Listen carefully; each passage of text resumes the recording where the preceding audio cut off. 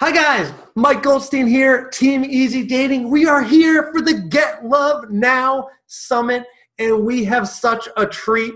We have one of my favorite people, and finally, an intimacy coach. Like, it's about time. We've got with us Alana Pratt. Hi, Alana.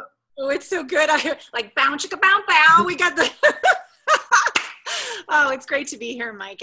Intimacy is so important with dating. Like there's like meet the person, get the person, but if you really want to get deeply connected, stay connected, almost like affair proof your relationship, that deeper, richer intimacy needs to be there.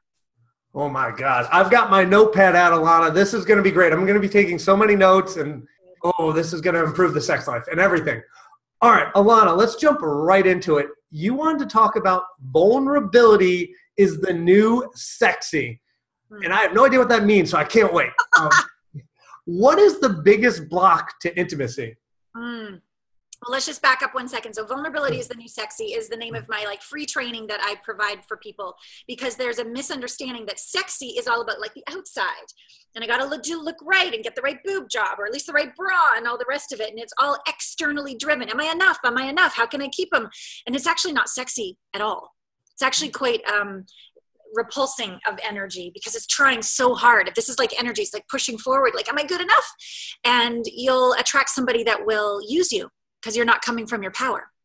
However, vulnerability, we normally have a misconception that is weakness, but it's actually our greatest strength, because it's deriving our sense of confidence from the inside out, not the outside in. Of course, we'd always prefer that they love us and they like us and they want to date us. But if we need their approval to be enough, we will always be insecure and give our power away and be used and settle and the rest of it. So true vulnerability is when you can be with yourself, the good, the bad, and the ugly, and you're okay.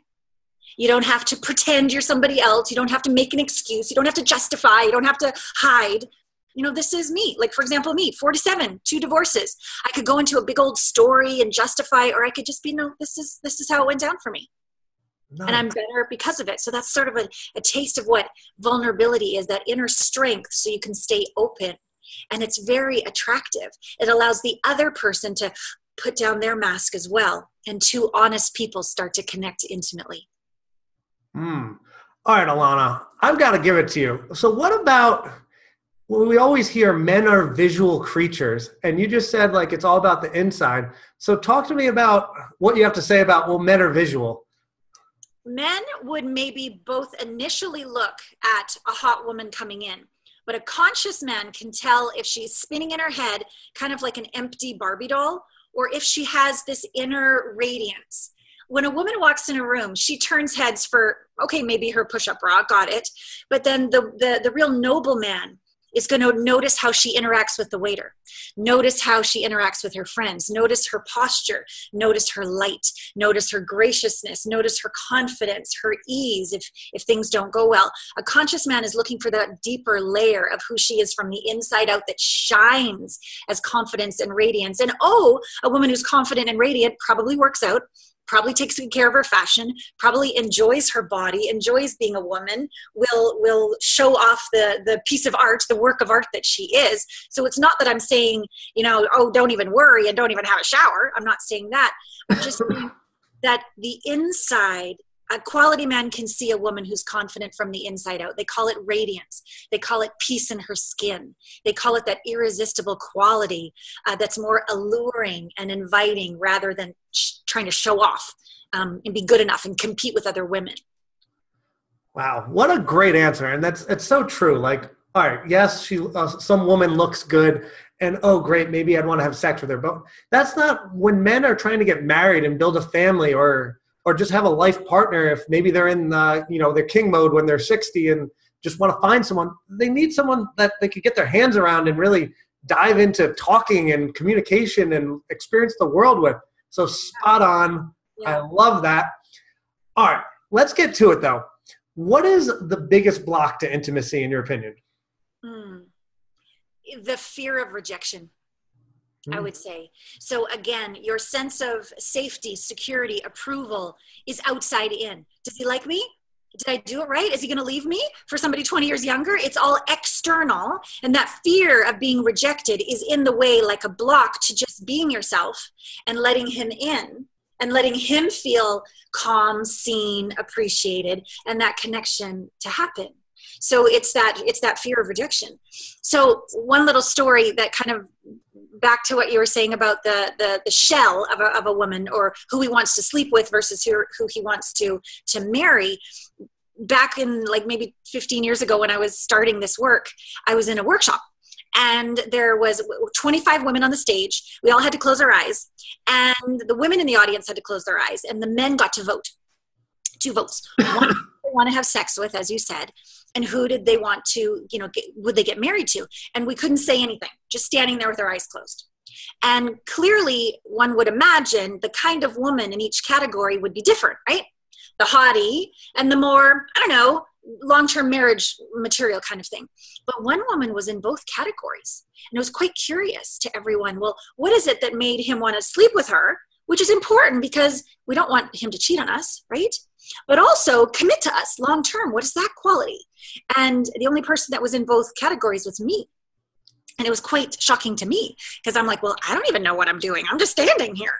But as you understand, like the unconscious competence became conscious competence. And I started to realize what I was being, what I was doing, that was creating this reaction from men just by standing there. And that's what I teach women. So over on the Want to Sleep With You department, as you said, of course, men are visual. Of course, like enjoy being a woman, dress up, enjoy your posture, dance, go to dance class. I'm a pole dancer. I love that. And so like do things that make you feel beautiful, like a goddess, okay? Dress like it. But here's the main thing that made them choose me, which the guys didn't get, was that I was already having pleasure inside my body. A lot of women use their sexuality, see me, and they use it as a manipulation. They use it as a commodity, like to get the guy or to compete with the other woman. It's all this external stuff. For me, pleasure's on the inside. Like I'm looking at the beautiful art on your walls. Your girlfriend drew. Like that's so beautiful. Like I can experience pleasure. I can experience pleasure of my blouse that you commented on. It's from Bali. I have all these great memories and stories. I can have pleasure with the lip gloss on my lips. I can have pleasure with the taste of coffee. And I'm looking out over beautiful nature and trees right now in Burbank, California, palm trees right in my front yard. Like I could just witness it from the chin up. Or I could like let it touch me, let it into me, let it move me, let it give me pleasure. Just standing there, just sitting here. And by doing that on the stage in that workshop, I was just having pleasure because I was having pleasure. Not as a manipulation, not as a strategy, just because. And the guy said, she's having pleasure and I want in. And I'm like, curious, because most women think we need to do something to get him to want to sleep with us. No, just be in your pleasure, and it turns the guy on. So that's that category. Over to the category of marriage. But I was voted there too. Like, what's up with that? And the guys, and this is so important, and it connects back to vulnerability. The guy said, I don't know what it is about that woman, but if I lost my job, she wouldn't cut my balls off. I don't know why. I don't know why. But she's safe, and the other one isn't. And when I looked inside and I said, you're right, I wouldn't cut your balls off. I understand the difference between anger and fierce love. Anger is when you close your heart. You're afraid, and you're angry, and you close your heart, and you, motherfucker, get off can I swear? I'm sorry. The couch. Get off the couch. Get a job, you loser. Right? Like that's anger with a closed heart based on fear. But if a woman can learn to cultivate an open heart, even when she's scared, even when she's scared, he might not be able to come home and help her pay the bills. Even when she might be scared, what's going to happen to the kids? Even when she might be scared, open her heart and speak from the heart. I love you so much. I can't stand to see you on the couch. I believe in you. Give your gifts to the world. Get out there. I love you. That's intense too, but it's love. It's love. And it fuels him like a knight to go out and conquer in the battle, right? And it's different. And the guy, and I literally, Mike, I was just standing on the stage, like I said nothing, but it's an energy. Guys are very intuitive too. We think only women intuition, right? No, guys have like, instinct. They know. They've been in their DNA, just like our DNA. So he could tell that while I might not be thrilled that he lost his job, I wouldn't cut his balls off. I wouldn't hit below the belt. I would believe in him, but I would love him fiercely to get off the couch and get out there. And it made him want to choose me for marriage. So these two qualities women need to learn to cultivate. It's what I teach women. And as you can sort of tell, vulnerability has to do with that as well, because we have to keep our heart open. We're not always in control. We're not in our strategy trying to control the outcome. We're just present in our body, pleasure, with our courageous heart open. Wow, that was amazing. And it's so interesting. So like we talked about men are visual, and science has proven that there's actually 25% more receptors in a man from their eye to their brain in comparison to women. So in this case, they actually used their visual of sight of you and saw that you could actually be there for commitment and exclusivity. So men are visual. You could actually use it to your advantage in terms of, well, look at this. She's happy, and I want to be with a happy person. And she is safe. I want to be with a safe person. This is a really great point you're making, Mike, because a lot of my clients are very successful women. They make a lot of money. They're very successful. They're accomplished. They've got a lot of achievements. They're gorgeous. They're in shape. They're all these things. But that is sort of like on the outside. And when the two men are like, well, she's hot and she's accomplished, but this one's hot and accomplished and she's nice. She's nice, like kind, like lets me open the door, is interested in me, doesn't compete with me, is like already happy. So how hard is that going to be to make her happy? She's already happy to start with. I think I got a good win here, right? So we think it's this foo-foo, whatever, like it's not important. Oh no, it's so important, because a guy wants to win. He wants to bring us pleasure. And if we're already a tough cookie to crack in the first place, he's like, well, that's going to take too long. This one's already happy. This one already loves being a woman. This one already loves her body. This one already loves relationship. This one, yeah, she gets sad sometimes. She just needs a good hug. And she's right back, and she sees me. And she believes in me. She doesn't compete with me. He's going to choose her. That's perfect. That's spot on. I got to go way backwards because I'm super interested in this. You said the number one thing was fear of rejection. Yeah. So women are afraid of, both men and women are afraid of rejection, but we're talking about women. Women are afraid of rejection in this case. What can women do to like remove that barrier? I'm so glad you asked. This is like my whole thing. I just finished like a 9-week heart splayed wide open course. It doesn't happen again until December. But if you get in my world and my free newsletters and all this stuff, you'll start to get the sense of it. It's the core of what I teach. Because for a woman to be available, inviting, alluring, to receive, she's basically out of control, right? She has to open her vagina, open her heart, open her soul. She's not in control. Control is, I'm in control. I got it, right? I've got this. But surrender is out of control. So it takes tremendous courage to receive a man, to claim you and to hold you, and to have the courage to let him hold you, let him win. So this fear of rejection, well, what if he drops me? What if he cheats on me? What if he doesn't show up? What if he didn't text? What if he sleeps with somebody else? Right? And then you're alone. So the process of having the dissolving of the fear of rejection means your sense of safety, peace, power, freedom, appreciation, home has to be inside out, not outside in. Has to be. So a woman, of course, would prefer that he not drop her. She would prefer he doesn't cheat on her. She would prefer all these kind of things. And she can have one of those men, and she can be in her very feminine intuition when she's open. When you're in contraction and enclosed, you also can't hear your heart, your intuition, your your feminine knowing. And then you just spin chin up in your head, doubts, fears, blame, reject, just, like that's the life. So what I teach is how to go down inside, heal what's in the way of that wounded heart that's shut down, open it again, not into perfection. There's more beauty, Mike, in a stained glass window of all these broken pieces put back together, in the way the light comes through. And it's from our pain, from our difficulties, from our challenges, from falling down and getting back up. That's what creates this beautiful stained glass window of our hearts coming back together again. We're stronger because of the divorce. We're stronger because of all this. We've learned, we've grown, we've evolved. So I help people heal the heart, put it back together, keep it open wide, which is where their strength is in their vulnerability, where their is. And if they need to, if a guy's an asshole and he's about to rape you, off with his head. Okay. We're not just going to be like a sitting duck here. Okay, fine. But we're not going to walk around with our shield like this. And when is he going to? And because what you focus on is what you create. It's all scientific energy. If you're going to be in fear, you're going to get something to be afraid of. If you're afraid of being rejected, you're going to attract somebody who's going to reject you. And if you attract emotionally unavailable men, it's because you're emotionally unavailable to yourself. So as we go inside and do all this healing work, I call it little you. In one of the back corners of the heart, there's a little you in there who you're probably being a real bitch to. Why are you so insecure? Why is your ass so big? Why are you still single? All of this unkindness to ourselves. Here we are being afraid of rejection when we're rejecting ourselves all the time. And so again, vibration, science, you're going to attract somebody that rejects you because you're rejecting you. So it's all of this internal coming home into peace with yourself. The good, the bad, the ugly, the whole thing. Just true unconditional love. Unconditional love is loving without condition. That means, oh, here's my wobbly part. Isn't she fabulous? Just as fabulous as the one who works on Wall Street. Isn't she fabulous too? They're equally fabulous. But if you don't believe that and you don't be that, you are conditionally loving this and judging that, and you're going to attract the very same kind of guy that's going to judge you.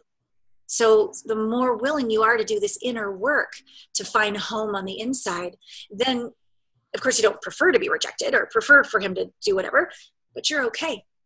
You're resilient and you keep showing up because you never know. 5 minutes, you don't want to give up 5 minutes before the miracle.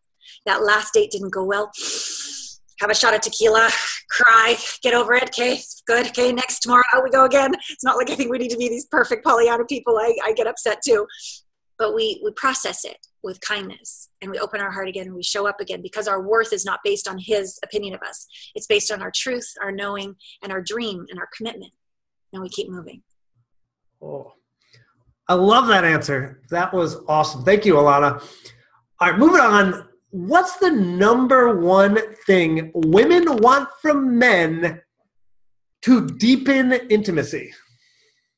To feel safe. Ooh. Yeah.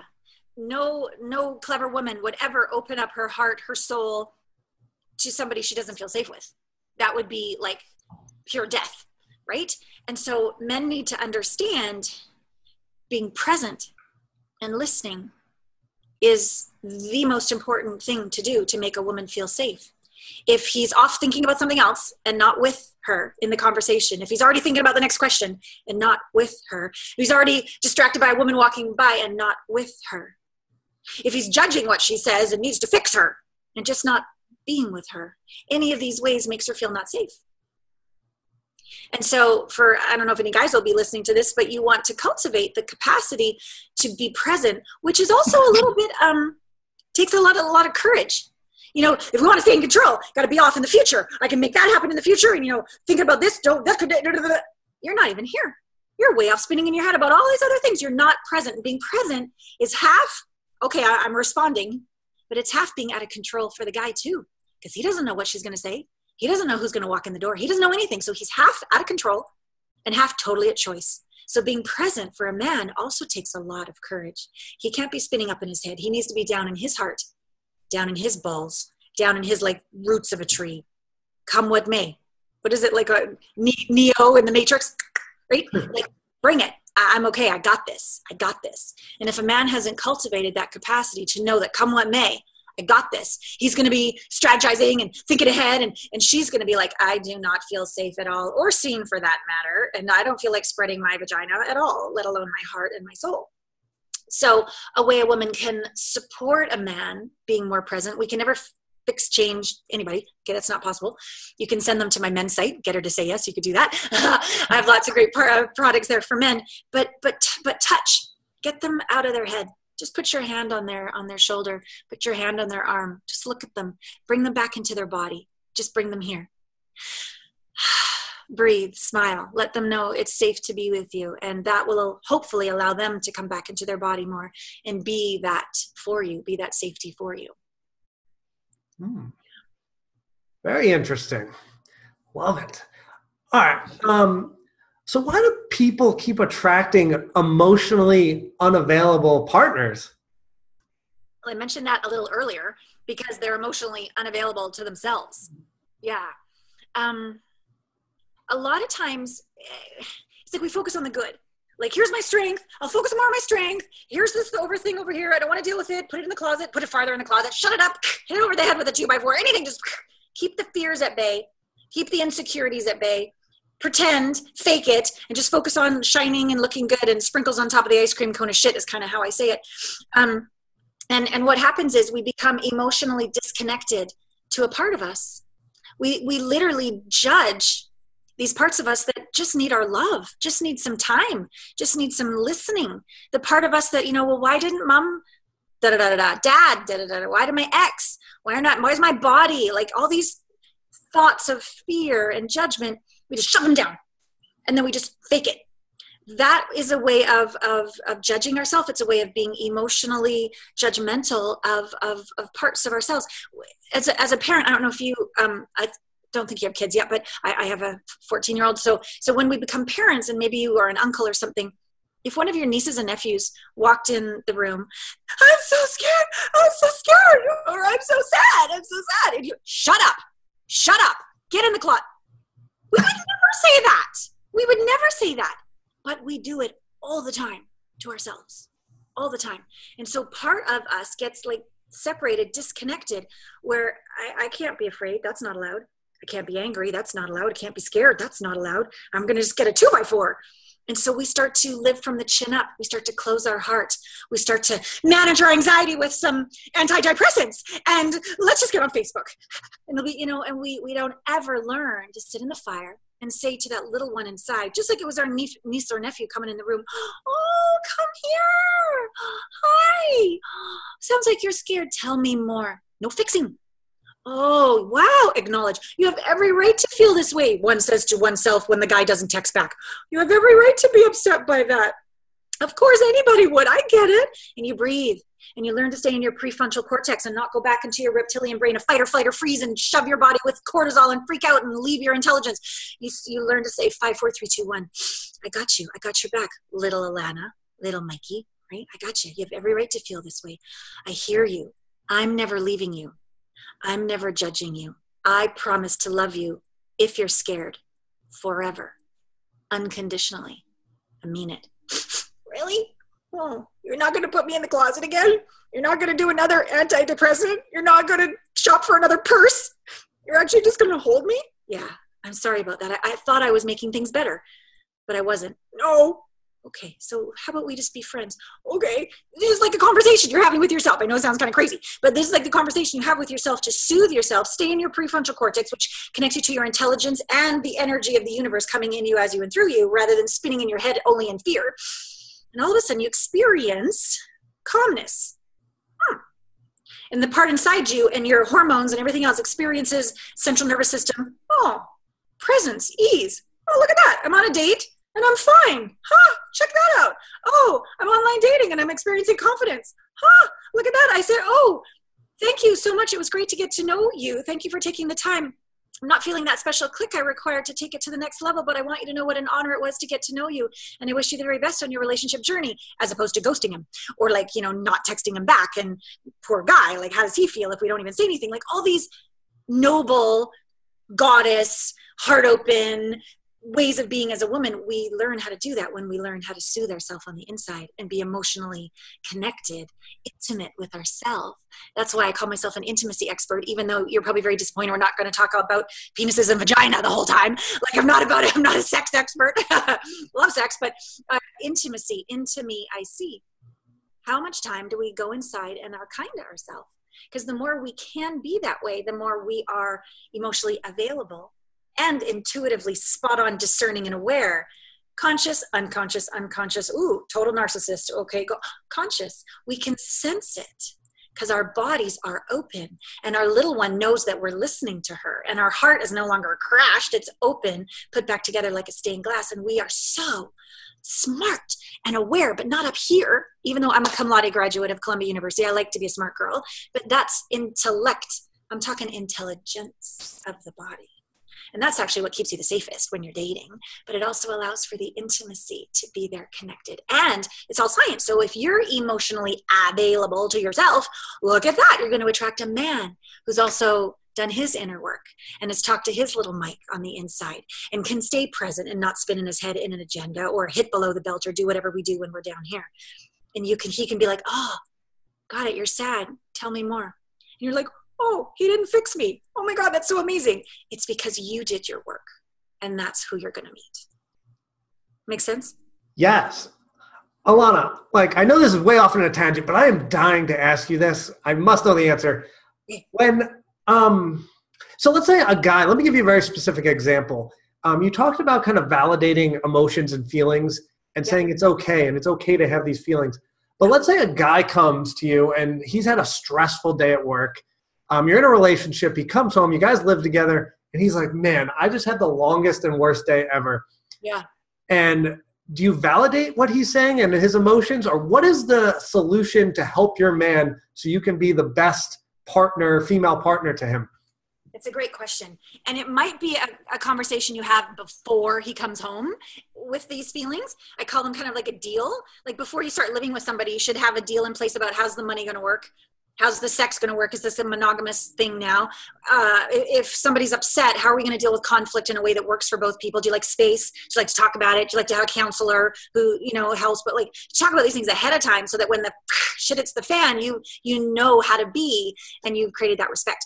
So ahead of time, I would say, so sweetie, when you've had a bad day, what do you want me to do? Do you want me to listen? Do you want me to give you space? Do you want me to leave? Do you want me to make you a meal? Do you want to have sex? What do you want to do? Like, what makes you feel better? Because men are different. Women are different. Sometimes women just want to vent. They just want him to go, got it, honey. Wow, what a shitty day. No fixing. Just listening, right? Or she might, I say, I need to talk to my girlfriends. I love you, but later, I'm going out with the girls. And it's not personal. But she needs you to know that so you don't take it personally. So I would ask her to ask him right in the moment, how can I best support you?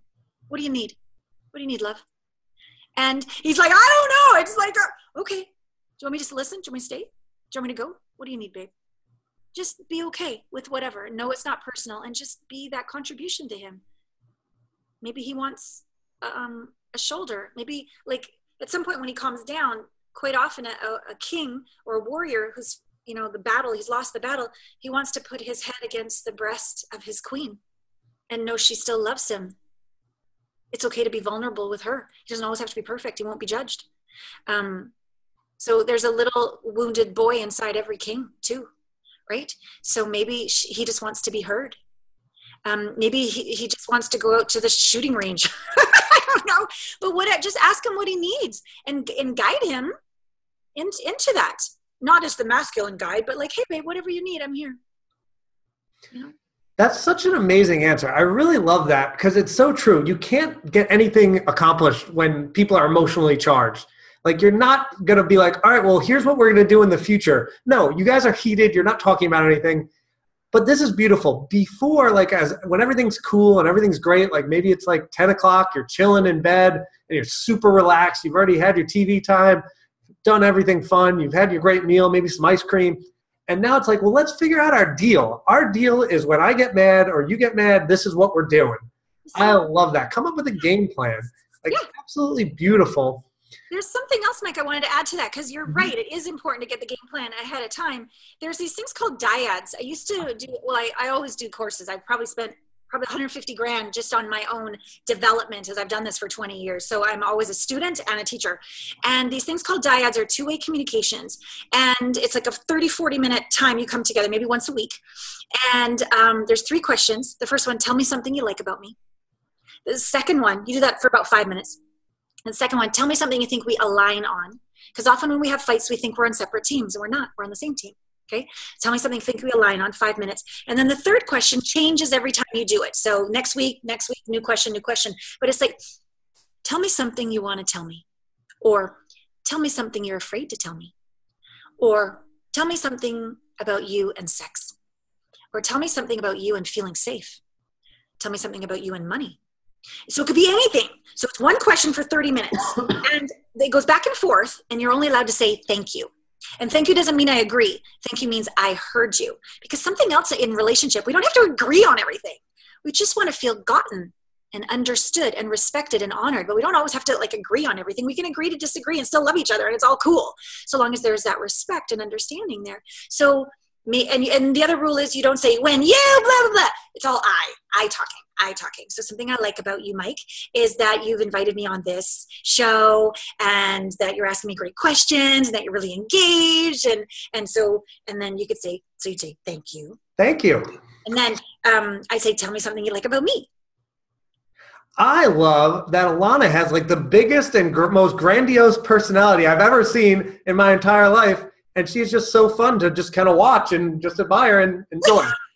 Well, I'm glad I entertain you. Oh, I'm not supposed to say, I'm just supposed to say, thank you, but thank you. And then you would say, tell me something you think we align on.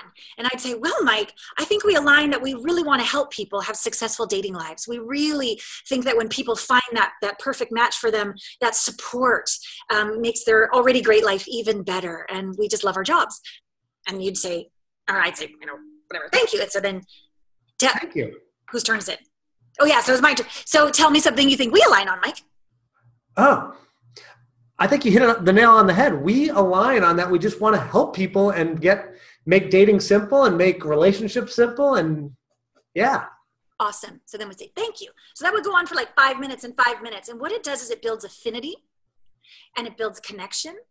And then you can start to ask this more difficult question that is often the elephant in the living room, is often the issue that you guys keep fighting about. It's often a pattern, but in the heat of the moment, it's very difficult to like get anywhere. But if you can have these dyads, and these dyads can be with like wine and candles, they can be going for a drive, they can be in bed. It doesn't have to be like so serious. Okay. But it's like, no, we do this once a week because this is how we nurture and feed and grow and evolve our relationship. We're so committed to that. So the third question could be whatever kind of could get you into whatever the area of challenges in your relationship. So maybe it's about conflict. So so you'd say to me like, so girlfriend, whatever, tell me something about you and conflict. And so I would take in the question. I would say, well, I really feel safe when I come home and I've had a really horrible day that you just maybe 3 or 4 times when I just vent and you say, tell me more, or that sure sucks, tell me more. Wow, you have every right to feel that way. Like if you just sort of acknowledge and validate 3 or 4 times, I just feel so seen, so heard, and it never turns into a fight because you're my hero and everything just is better. And you'd be like, wow, thank you. I absolutely love that. And I think that's so valuable. Could I just add one piece that I think is so important for men, or especially me? Please. Is we love to make women feel better through their conversations, but we need like a time frame on it. So if you say like, listen, I'm going to talk to you for the next 10 minutes. Right. I don't need you to say anything back to me. Right. And I'm going to feel so much better at the end of it. So then we listen for 10 minutes. And then at the end you go, Mike, I feel so much better. You're fantastic. And he's then like, you go have sex. It'll be great, right? Yes. Because she'll feel seen, so heard, so safe, so acknowledged, so everything that a woman wants to feel. And she'll be like, oh, you're my hero. Let's have sex. Okay, so you're totally right. You're totally, totally, totally right. And the time frame is great because what guy would want to sit around for like the next 3 hours, right?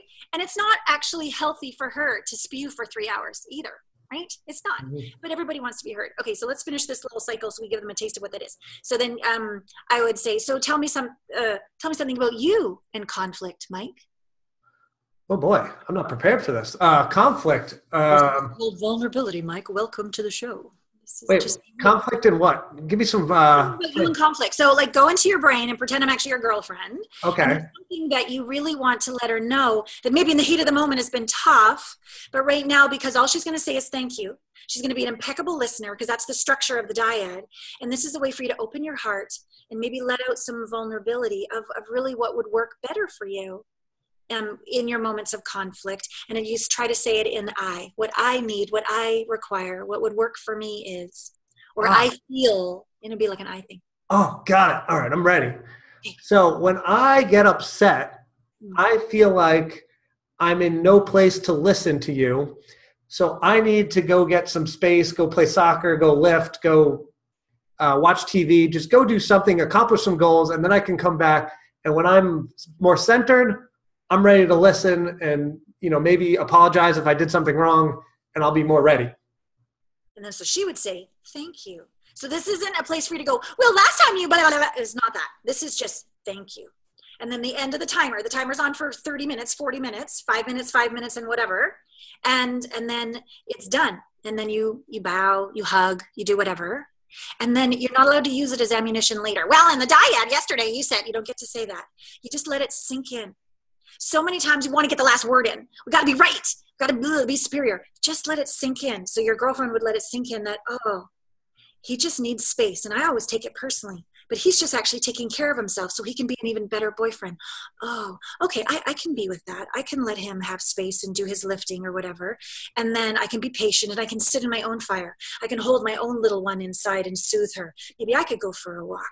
I can be patient and I can keep my heart open for when he returns. This would be her processing as she goes to sleep that night or in between the conversation or from week to week. You know, you start to get to know each other better. Then you start to make better choices that are actually a gift of kindness to the other. Not the way you would normally do it, I get that, but you've chosen to come together to lift each other in relationship. We're not two codependent people, we're two independent people being interdependent, lifting each other up. So we're going to start to learn different ways that actually work for our partner, and we be that way as a gift. So long as it's not out of integrity with who we are, we be that as a gift. And then you'd notice next time that you come home and go, I've had a bad day. And she's like, there's the gym. I love you. Bye. And you're like, yeah, right. Yeah. Off you go. And you're like, whoa, that was easy. Handled. No more conflict. Done. Because she knows. Yeah. That's awesome. I love that whole dyad thing. That's beautiful. Everyone out there, you guys need to do this if you're in a relationship. It's going to make your relationship so much better. All right, Alana, let's have some fun. It's about time we put you on a date. More fun. All right, Alana, you are on a date. Yeah. And you're on a date with, let's give you a celebrity. Let's go Tom Cruise. Why not? You're on a date with Tom Cruise. All right. And what can our ladies do that is the biggest turnoff to just absolutely ruin a date to a man? Okay. I don't know if it has anything to do with Tom Cruise, No. but I think one of the biggest turnoffs is complaining about men to a man. Mm. And the drama of your life with that asshole of the whatever. That would be a definite huge turnoff. Another turnoff would be not listening or caring or being interested in him whatsoever, just talking nonstop, and he could just leave the table and come back and you'd probably never notice, kind of thing. Like, just that would be a huge turnoff. Another turnoff is being unaware that, like, having a lack of grace around the bill. I personally love to be treated like a woman. I don't mind, like, when it's my turn, like, I'll make dinner, etc. But when I'm out, I personally just like to be the lady. I like to be taken out. I don't want to be the guy and go Dutch and that's my thing. And you don't need to take me to the nicest place. We don't even need to, we could go for coffee. I don't even care. But I just want you to pay. Even if it's just like $2, I don't care. That's my thing. So when the bill comes, I allow him to take it. And then I reach my hand out and I go, thank you so much. It feels so good after working all day with my job and working all day as a mother for you to take care of me. I am so grateful. I'm so happy. Thank you. And I mean it. But I'm not, personally, this is my own, it's not right or wrong. It's just me. I'm not going to go, so you want to split it? Because that's fake. That's not Alana. But if that's you and you like to do that, because there are people that are more neutral, masculine, feminine energies naturally, and that is actually very true for them, then if that feels good, just as good as it feels for me to get him to pay for the $2 coffee or $200 meal, whatever, it doesn't matter. It's all the same energy to me. If it feels just that good to you to go half and half, then you say, oh, it would make me so happy if we could split the bill, because I really appreciate how hard you work and I work hard too, and this would just make me so happy if we could split the bill. Whatever's true, handle it, but don't be all weird. Don't assume. Don't ditch him, what's that word, whatever, with the bill. You know, be aware that he works hard for his money. And so handle that with grace and authenticity and vulnerability. Absolutely. So, like, let me give the man's perspective. So I love just how grandiose she is about it when the bill comes. Like, so if I, for example, if me and Alana and I went on a date and it was, a $200 dinner, and then she goes, thank you so much, Mike, for paying for this bill. Like, it means the world to me. Yeah. that would feel like she gave me $200 as a man. Like, I'd be like, whoa, this is fantastic. Like, I did a good job. I took her on a good date. She feels great. I did good. Yeah. And it would be the same value as her like offering to pick it up. That's great. Yeah, I think it's okay to express love, gratitude, appreciation. Some of the risk of rejection for women is I don't want him to know how much I like him, or I don't want to let him in too much because what if he rejects me? But when you're at home on the inside and do all the deep inner work that I teach women, and your little you is fine no matter what happens, you're full already. You don't need him. You don't need anything. You're full from the inside. So you have so much to give. Give appreciation. Give gratitude. Say, hey, Mike, I can tell you worked out nice biceps. Like, just be nice, right? Hey, beautiful room that you have this video in. Like, I love to love people and praise people. People want to be around nice people, and it's authentic and it feels good. And they'll want to be with you on a second date because, yeah, you're hot. Yeah, the conversation was good, but basically because it felt good to be with you, right? That's why he's going to ask you back again. He can't get you off his mind, because there's a feeling of how he feels with you. Let him know you, be you. I know you said I'm one of the biggest personalities. I'm like, really? Okay, well, thank you. But like, that's me. I'm just going to be me. And if that's too much, that's okay. But I'm not going to not be me. I'm going to keep dating as much as I need to until I find somebody who thinks I'm their cat's meow. I love it. All right. I got to ask you this because we were just talking about it. You were talking about how women shouldn't just talk the whole date. And obviously that's true.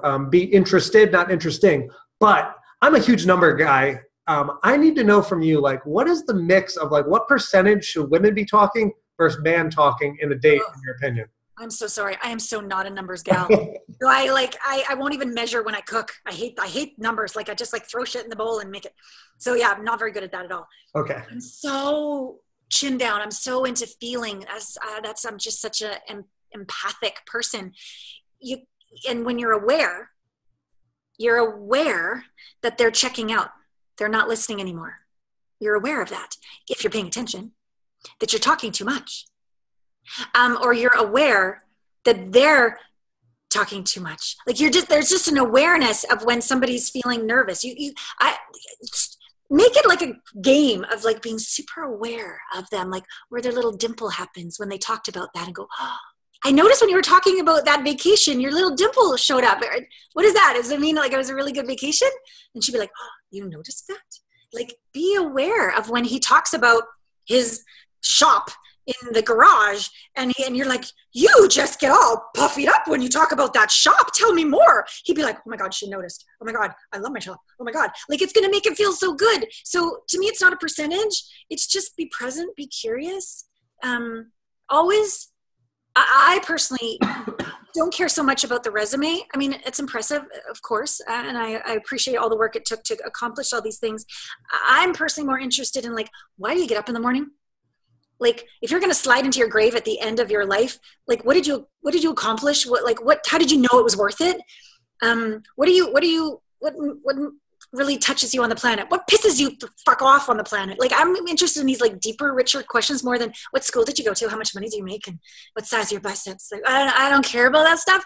I'm impressed because I think there's a certain discipline that's required, but I'd rather go, what is that discipline really, how's that making a difference on the planet, is more my line of questioning. So I encourage women to really see if their values are aligned by asking some of these questions, like, oh, so where'd you go to school? Oh, so what was great about that school? Oh, so what was great about economics? So what is it about economics that really turns you on? So how is it that you see your purpose on the planet based on economics? Like, I'm just going to go down the rabbit trail until I go, here's his soul.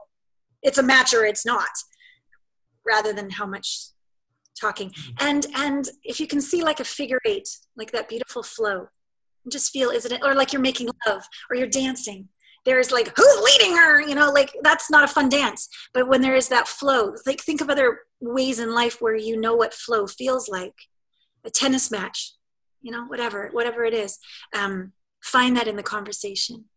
Yes. That was a beautiful answer. I love the little flow. All right. Okay. Sorry. No, that was awesome. All right, Alana. Yeah. How do we go? What practice should women do to go from casual dating to exclusivity? Goodness, this is so great. I would never, well, not never. I encourage women when they start dating, not exclusive dating, to date many people. Because when we only date one, all of our attention's on one, and why didn't he call, and why didn't he text? And I'm sure he's the one, even though he's not these 3 things on my deal breaker, because he's the only one to look at. So we kind of like settle and do it. Not healthy. So I'm not saying go be sluts, but I'm saying date many people. You don't have to sleep with many people, but date many people so you can keep your wits about you, and really at the end of every day, kind of really analyze. So how did he shape up with what I say in my quiet moments with my heart? What my deal breakers are, what I know in 10 years from now, because these are the qualities that I've got, I'm going to have honored my soul, right? So date many, many people. And then once you've been dating them for a while, there is naturally one that's on your mind. There's naturally one that makes you feel the most seen. There's naturally one that brings out kind of like the best in you. There's naturally one where you don't hide and pretend. It's okay if you fart. Oh my God, it is. It happened. Now he knows I fart. Like, there's one, and it's like, you can be you. You're more you. It's like if he's the flagpole and you're the flag, like you just feel so held to be even more you than you did without him. Then that would be the one that you choose to go exclusive with. And so it would be like an invitation. It would be like in a sandwich, bread, meat and cheese. So it'd be like, I so adore our dating. I just adore you. You're the best. I love you. Or not I love you yet, but like, I so adore you. And then in the middle of the sandwich would be like, no pressure. I've been dating quite a few other people, and I just want you to know you're my number 1 pick. So if ever you would like to take this to the next level, I would be interested. But no rush. I'll go, no rush. And then the end of the sandwich would be, and I can't wait to see you on Saturday. So on some level, unless he knows he's got to step up, why would he step up? Right? If he can have all of you and all of his other women too, of course he's going to have that. So if he doesn't lead with asking you for exclusivity and you want to know whether he can, give him space, give him choice, but let him know you're on the market. There's others that are after you. And if he wants to take you off the market right away and you've only been dating like 1 or 2 dates and he's like, we need to be exclusive. You're like, well, for me to be exclusive, what that means is like that we would have a plan of engagement. Like I've told you right off the bat, I'm looking for marriage. So if you want to date me exclusively, then what you're saying to me is that you're looking to get engaged within the next 6 months. And if that's not something you're interested in, no rush. I can keep dating lots of other people. That's fine. We can get to know each other. But the deal, when I'm exclusive with somebody, there's a timeline, 6 months and we'll be engaged. And if not, then I'm going to keep dating other guys. And so take your time in making that decision, but that's what works for me. So again, you're like, I'm not just going to take myself off the market while you can date other people and you can date me exclusively for the next 7 years and never propose to me if marriage is what you're looking for. Like give him a timeline and stick to it. So he's like 3 months down the road, let's be exclusive. And you're like, okay, great. So let's be clear. I'm looking for marriage. So 6 months from now, so that would be this month, we'll get engaged and move to the next level of our relationship and talk about moving in, etc., and talk about the family that we've been thinking of. Is that what you're saying by asking me to be exclusive? Yes. Okay, great. And then shut the fuck up for 6 months. Shut the fuck up. Don't say, hey, 6 months is coming. Shut the fuck up. And then 6 months down the road, you're like, well, and you make a special dinner and you're like, so it's been 6 months. And it's been awesome, and I adore you, and I'm really looking forward to getting engaged so we can move forward to the next level. Just assume the best. And then if he provides the ring within the week, awesome. And if he doesn't, the next dinner is, well, I said before that this was what our deal was, and this is what I require, so it's totally no problem if you're not interested in moving to the next level, but this is my dream. This is my dream, to be married and have a family. So we can keep dating, but I'm going to start dating other guys again. And hey, don't get mad. Don't get bitchy. Don't get any of this. Just be happy, Miss Happy. Shut the fuck up, but be very clear with how you're doing things. And he's like, oh, fuck, she's serious. Yeah, you are, because you're worth it. You're worth it. You don't need to be a bitch, but you do need to value yourself and be clear and set him up to win with kindness. Okay? And so some women, when they've done that, he hasn't given him the ring. I'm like, better find out now. There was no ring coming. Or, he needs to go talk to his guy friends. He needs to have his conversation. Okay. He's like, okay. And they have a couple counseling sessions and they work out some stuff and then they get married and they live happily ever after and everything's awesome. So it's okay if there's bumps in the road. You see, one thing I think we need to understand is conscious relationships with conscious people who are willing to be real, willing to be vulnerable, willing to be open, willing to be like honest, is not comfortable. It's not comfortable. Sprinkles on top of the ice cream cone of shit. If you want one of those kind of relationships, no, we'll never talk about anything, but we'll have affairs on the side. We'll never talk about anything, but I'll gamble on the side. Or never talk about anything, but there's lots of those relationships out there too. You never have to talk about anything. And you can manipulate each other and have strategies and be hurt ultimately. But if you really want that deep, rich trust, intimacy, communion, you're going to have to sit in the fire, sit in the dark, sit in the discomfort, sit in the he might leave me, she might leave me. Oh my God, I'm going to open my heart and tell my truth right now. Having these dyads, tell me something about you and what you're afraid to tell me. One of those dyads, right? But then when you're met in that level of intimacy and vulnerability and honesty and respect and honor, there's something in you that exhales more than it ever has before. And you truly have not just like two people hanging out, but beautiful communion and a trust and a bond that I would call epic. That's an inspiration to the rest of the world. And that's personally what I'm going for. And that's what I teach, because it is possible, but you have to be willing to be it and know you deserve it and walk through the unknown to have it. It's not a walk for the faint of heart, but it's worth it when you walk down that aisle and you feel solid. Yeah. All right. For all of you watching that, is anyone thinking the same thing? I'm thinking like Alana is a freaking badass. Oh, I was going to be Alana is, and I'm like, what are you going to say? Like, how do you, like, this is amazing. Like, did you hear her contract to the guy? Like, here's what we're doing. Yeah, if you want to be in a relationship with me, in 6 months, I want to get engaged. And then, I want to get married. I want to have family. Like, are you on the same page? Like, is that what you're looking for? And I love this. Like, this is fabulous. Like, ladies, you are so confident. You are so sexy. Go out there and tell someone what you want. That is confidence. The number one most attractive thing in either sex is confidence. So go give it to them. Be like, this is what I want. Do you want the same thing? If you do, cool. If not, no big deal. You're fabulous. I'm going to go find a guy that does. Yep. And be direct and yes. be alluring, right? Yes. Be in your pleasure, be in your alluringness, but be direct. Set him up to win. And if he's not the one, thank you. Move aside, because I'm ready to have what I'm having. Because I'm worth it. All right, Alana, we got like 4 minutes, so we're going to do one more question really fast, then we'll give you a free gift away. Okay. All right, I got to ask this question because this is the one like I've been dying to know. How does one actually feel good enough so they stop being needy in a relationship, or even make needy like a positive thing? Like, talk to me. Oh, okay, so this is probably directly related to my free gift, because it's probably one of the core insecurities that we all have, that we're not good enough. On some level, we're rejected, we're single, they left us, everything, because we're not enough.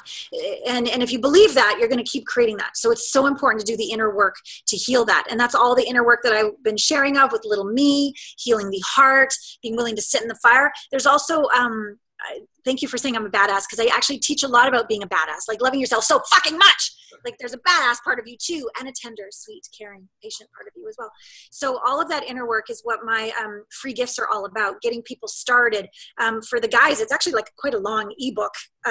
It's gether2success.com, and the training is called How to Be a Noble Badass, if there's any guys watching. And actually the girls quite often appreciate reading what it is, because there's a way we can awaken a man's nobility rather than try to fix, control, or be the nag or the mother. That doesn't work, right? So sometimes it's good to understand more about men that I've learned as being a coach to men. And then for the women, my website, alanapratt.com, there is, from the very beginning of the interview, vulnerability is the new sexy. It is the way to be that direct but open and alluring woman to attract a very high quality, noble badass. So that would be the way. I have these 7-part processes that you go through so you can finally come home. And it's like little Russian dolls. There's little you, and then you hold little you, and then the universe holds you. And you feel so safe. And it's a state of being where you stop trying, stop running, stop seeking, and you just rest in oneness with the truth of who you are. So even though I'm a dating relationship coach, intimacy coach, really I'm a spiritual teacher, because at the core of it all, the relationship with the other is always the relationship with self and source. That's the most important relationship. And when those are solid, your beloved relationship is going to go beautifully, intimately, epically, deliciously, potently, and it's going to grow. It's going to grow over time. So that's how I can support everybody today. Awesome. I want to come a little full circle, or at least put my 2 cents on something. Please. So if we look at Alana, like, so I always talk about how women need to make men feel needed and then appreciated. And I think the easiest way to kind of think about this is like, who do I model after? Like, how can I get a good example? And if you rewatch this video, do what Alana does. Like, see how she acts. Like, she's really good at making someone feel needed and then appreciating them. You'll see multiple examples where she does that to me and she does that to this process, and she's just fabulous about it. So, like, model your behavior, and this is how you can be an irresistible woman, is be like Alana. And I can see it. This is a 1-hour interview. I'm like, Alana's fantastic. Oh, thank you, Mike. So just watch her, and like, this is it. Like, she's giving it to you. Thank you. You're welcome. So now your gift is the vulnerability. Is that what you just explained, or do you need more to explain what your free gift is? Explain it one more time. So if you go to alanapratt.com, that's my website, ALLANAPRATT.com. Right there, I'll be like, hey, in the picture. And right there, it's like, vulnerability is the new sexy. And that's the complimentary training. Just put your email in and you'll get a 7-part series of taking you through what it is to actually be in your strength and your openness, which is how you are alluring and direct and confident. So that is my free gift for everybody. And by being in my world, thank you so much, Mike, for your lovely compliment. I'll be in your world. You'll get a weekly newsletter. You'll have access to my radio show, access to my YouTube videos, access to all the things that I do for free. You'll really get a taste and an energy for me. And then if we want to ever move forward, I've got books and CDs and group courses and private coaching, and I've been doing this for 20 years. So if there's a deeper resonance, actually right on the bottom of the page is alanapratt.com/connect. And that's how you apply for a complimentary strategy session. If that's something you're actually looking for, a one-on-one coach, that's there as well. But the free training is there for everybody. Download it. It's going to make you feel so good. And people have reported that even after just reading a couple of them, like, they'll get more attention. And I'm like, the attention was always there, but you just never let it in. They're like, oh, I'm like, yeah. So it takes a lot of courage for a woman to open and let in the attention. Okay, because I'm sure all of you watching are beautiful, fabulous women, but this receiving is what takes the courage, and I'm here to help you. Yes. All right. I loved this interview. Just so everyone knows, her free gift I'm going to put down below, so go click, go grab it. Alana, this was amazing. I learned so much. Best interview. I love it. This was fantastic. I learned a lot. Ladies, like, rewatch this. She's fantastic. Beautiful. Thank you so much for being here. My pleasure, my pleasure. All my love to you, Mike, and your girlfriend, the beautiful artist, and all my love to all of you watching. And I look forward for us connecting more in our world. All right, all my love. Mwah. All right, bye.